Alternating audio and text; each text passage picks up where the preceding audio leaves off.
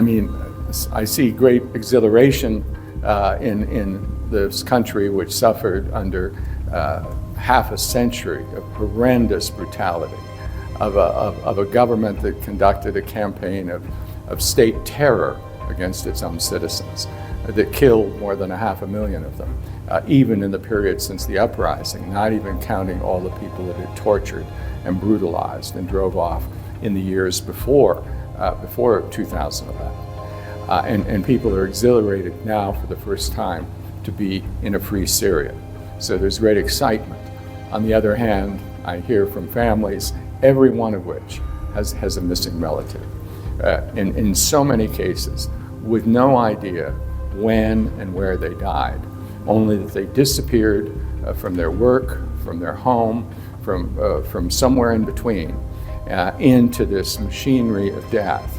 And there's an enormous desire to know what happened, to know when that loved one left this life, this mortal life, but almost always, as they fear, in ways that were incredibly brutal. So that the last hours and the last days of their life were horrendous. And of course, the survivors have lived with that every day. I mean, we deal with situations where, when I was dealing with the Caesar photos, when it was only a few weeks after the person was arrested that they were killed. But for 2 years thereafter, the family went to bed every night thinking he was still alive and suffering. So in a way, the families have suffered even more, and certainly for a longer period than these victims. There's an enormous hunger for that information. And then for justice for trials of those that committed these crimes, that made them happen.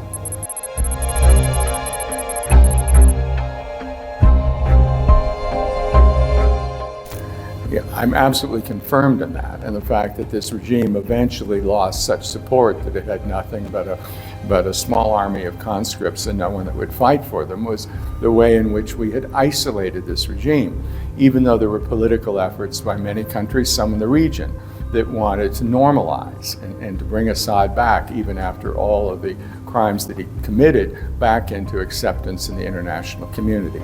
It was essential that we prevent normalization, and I'm proud of the role that I played in that. And of course, the Caesar photos were enormously important for keeping open the hope of accountability and justice.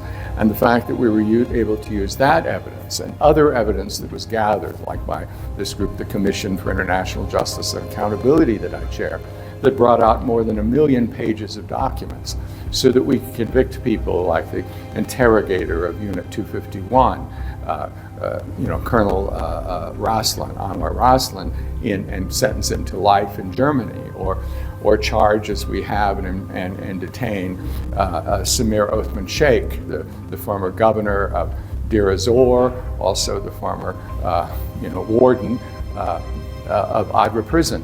Those people are being held in custody in the West because of the evidence that Caesar brought out and because of all the other documentation. Now, however, we have the chance for justice in Syria itself.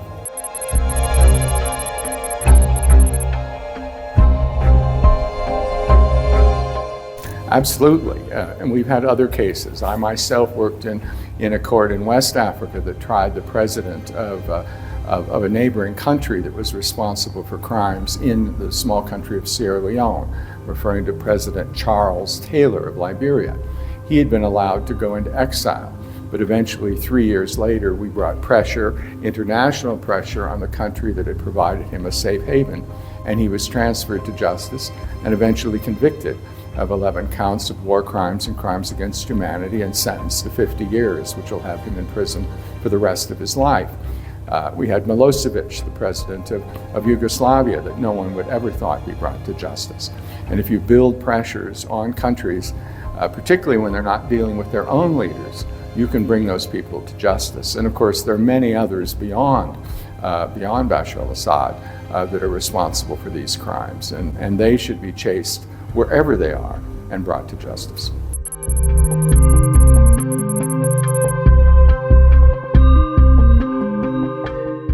As I've said many times, as I've met Syrians and as I've worked on justice in this situation for now almost 14 years from the beginning, that I will work on this for as long as I live.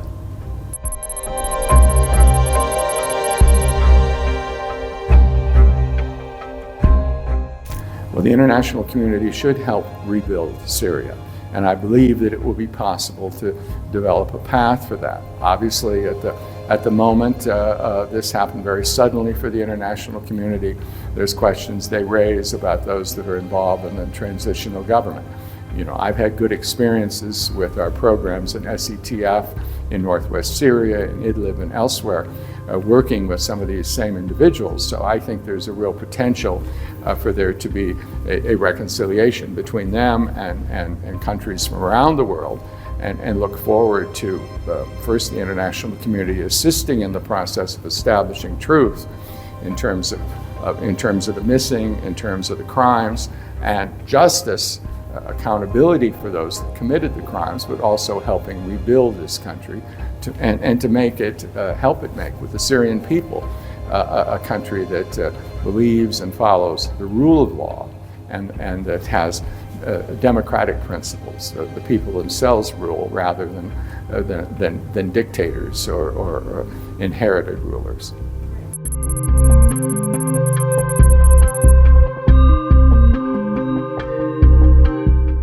Well, I mean, the U.S. government, we are very interested in making sure that Syria has all the means of self-defense. We know, obviously, the ways in which this country was dominated by Iran, and it is an enormous interest to the United States that it not become, the return to being a satellite of Iran and a transit point, as people from among your Lebanese viewers know, a transit point for weapons to factional groups within Lebanon that have destabilized Lebanon.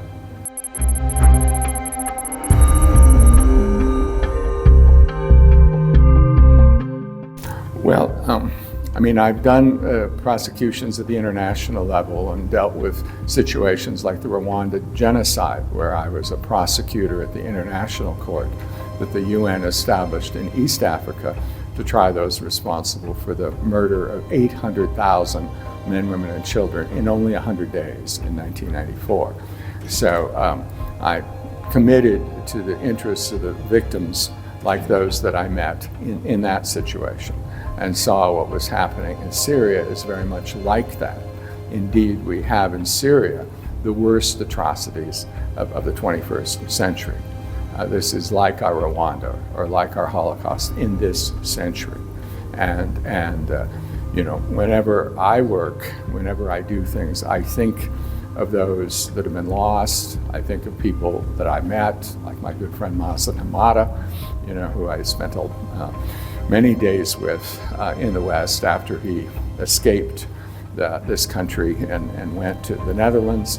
Tragically, he was lured back to Syria under promises that he could help release detainees, and then sadly he died probably 3 days before the liberation. And we recall his funeral here earlier this week in Damascus. So you know, I think of Mazen Hamada and his courage and his story, and if ever I'm tired or you know, if ever I think I might have a day of rest, I think of him, and frankly, the pain and suffering of the victims gives me strength and ambition, and rather than being mournful or depressed, I take it out in action.